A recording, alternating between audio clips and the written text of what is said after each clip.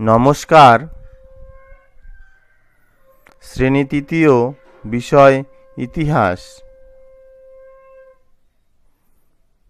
আজকের পাঠ 52 পৃষ্ঠার অনুশীলনী।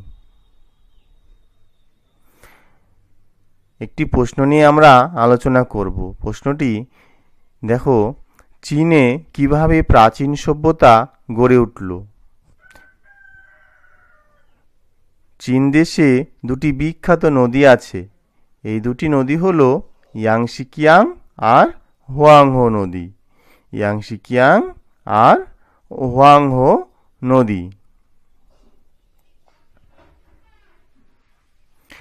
একসময় হুয়াংহো নদী বন্যায় দেশকে ভাসিয়ে দিত। প্রাচীন চীনের মানুষ ওই নদীতে বাঁধ দিয়ে তার জলকে চাষের কাজে লাগালো। তাহলে কি হলো? প্রাচীন চীনের মানুষ ওই নদী অর্থাৎ হুয়াংহো নদীতে বাঁধ দিয়ে সেই জলকে চাষের কাজে লাগালো। এই দুটি নদী চীনের বাণিজ্যেরও খুব সুবিধা করে দেয়। তাহলে বাণিজ্যেরও খুব সুবিধা করে দেয়।